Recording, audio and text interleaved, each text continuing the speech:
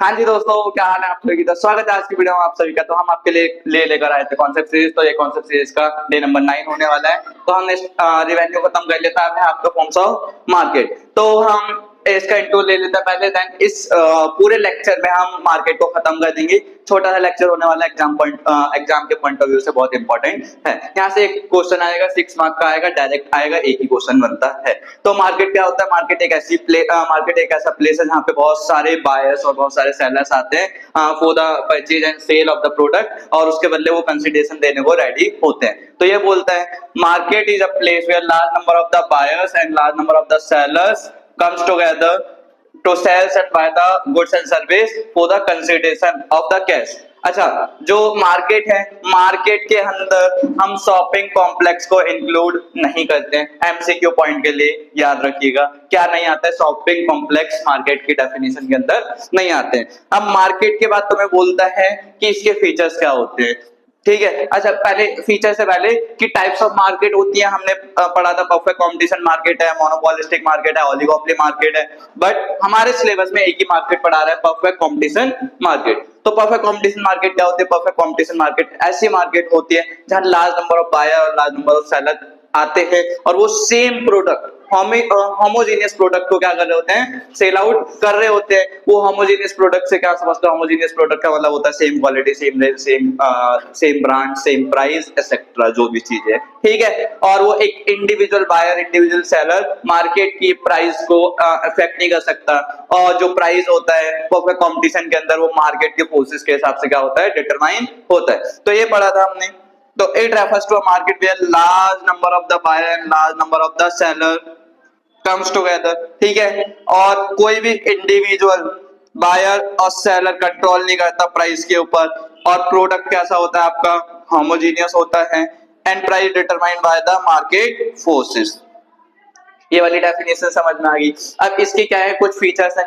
अच्छा, ये वाला अभी डायग्राम बताता हूँ, पहले इसके फीचर्स पे आऊं। Features of perfect competition question बोलेगा सीधा सीधा, या फीचर्स नहीं बोलेगा ना तो बोलेगा firm is a price taker, industry is price maker. Industry मतलब इंडस्ट्री में छोटी छोटी फर्म्स में लाके इंडस्ट्री बनती है, इंडस्ट्री प्राइस बना रही है, फर्म प्राइस ले रही है।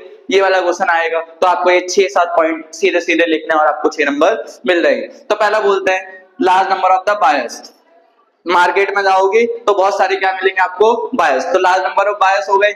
एक small fraction of the buyer, मतलब कि एक पूरी मार्केट है, मार्केट में मैं अकेला गया तो मैं एक अकेला बायर ना पूरे मार्केट की डिमांड को क्या नहीं कर सकता? इन्फ्लुएंस नहीं कर सकता। अगर मैं जा रहा हूं सामने वाले के पास, अगर मैं उससे बोलूं प्राइस कम कर ले, नहीं करेगा। बताओ क्यों? क्योंकि ना बहुत सारे बायर आए, मेरे को मना करके किसी और को भेज देगा।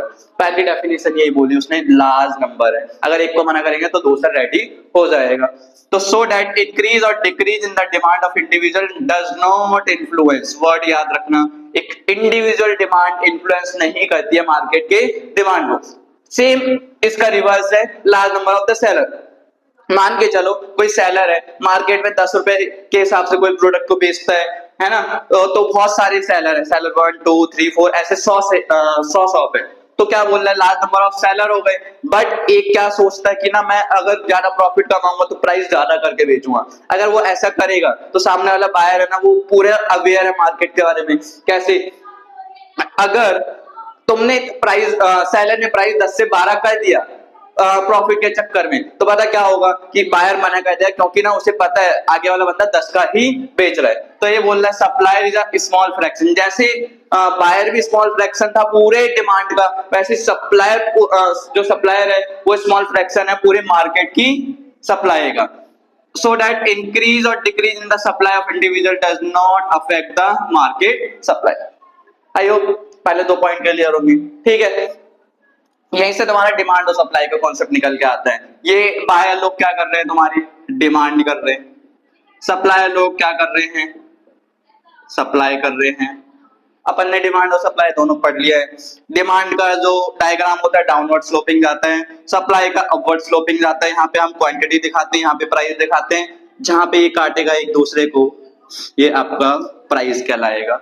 कहीं डेफिनेशन में लिखा था ना कि ये मार्केट के फोर्सेस से डिटरमाइन होता है, ये वाली चीज है, ठीक है। थर्ड पॉइंट हमने क्या पढ़ा, होमोजेनियस प्रोडक्ट। तो होमोजेनियस प्रोडक्ट का मतलब क्या होता है कि मार्केट में आप जाओगे, मान के चलो एक ऐसी मार्केट में गए जहां पे सिर्फ आलू आलू आलू, ठीक है, तो सिर्फ आलू का ही क्या हो रहा है, सेल हो रहा है। तो 100 शॉप होंगी तो 100 सेलर सिर्फ क्या बेच रहे होंगे, आलू बेच रहे होंगे, सेम क्वालिटी के होंगे, सेम रेंज के होंगे, सेम कलर के। अगर कोई ब्रांड है तो वो ब्रांड भी क्या होगी, सेम, या एक ही जगह से आ रहे होंगे। तो होमोजेनियस का मतलब समझ आ गया होगा, होमोजेनियस का मतलब एकदम सेम टू सेम, कोई डिफरेंशिएशन नहीं होता है। यहाँ चेक करो, firm sells homogeneous product, same homogeneous का मतलब होता है same product, same quality, same price, same range और सेम ब्रांड एक्सेट्रा। और यहाँ पे कोई भी डिफरेंशिएशन नहीं होता, इसीलिए इसे 0 डिग्री ऑफ डिफरेंशिएशन भी बोला जाता है। अच्छा, प्रोडक्ट ही सेम है तो एडवर्टाइजमेंट कॉस्ट भी नहीं आएगी, क्योंकि बायर नॉन है कि मार्केट में एक ही प्रोडक्ट है। अगला निकल के आता है परफेक्ट नॉलेज। परफेक्ट नॉलेज का मतलब क्या होता है कि जो बायर है और जो सेलर है वो फुल्ली अवेयर है किसके बारे में, मार्केट के बारे में।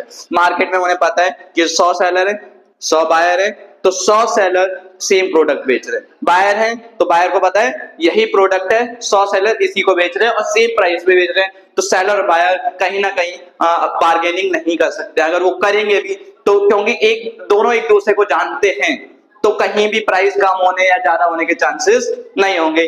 तो इसीलिए बोलता है जो हाई प्रॉफिट करने के चक्कर में, प्राइस बढ़ाने के चक्कर में प्राइस डिस्क्रिमिनेशन करा जाता है, वो क्या हो जाता है तुम्हारा, रूल्ड आउट, मतलब खत्म हो जाता है प्राइस डिस्क्रिमिनेशन, ठीक है।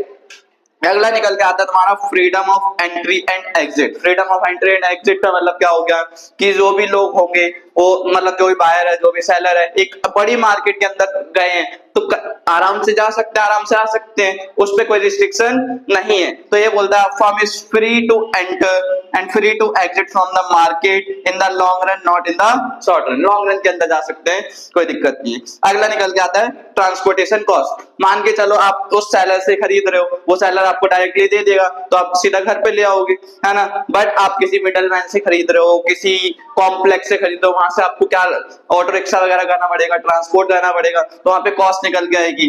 बट आप सीधा सीधा किससे खरीदोगे, सेलर से खरीदोगे, तो वहां पे कोई कॉस्ट निकल के नहीं आएगी। इसीलिए छठा पॉइंट क्या बोला, no extra transportation cost. Perfect mobile. Perfect mobile का मतलब होता है, मोबाइलिटी का मतलब होता है एक जगह से दूसरी जगह आप आराम से अपने फैक्टर ऑफ प्रोडक्शन को क्या कर सकते हो, यूज।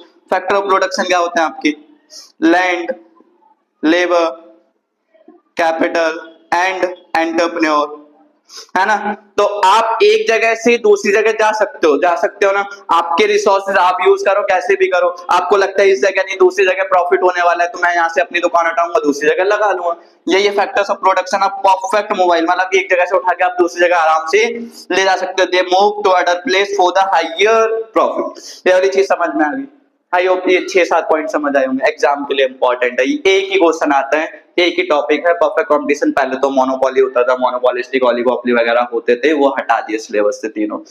इसका डायग्राम क्या होगा, परफेक्ट कंपटीशन के अंदर हमने रिवेन्यू में भी पढ़ा था कि एआर और एमआर क्या होते हैं, हमेशा बराबर होते हैं। अगर टीआर भी बनाना चाहोगे तो ये आपका क्या हो गया, टीआर हो गया।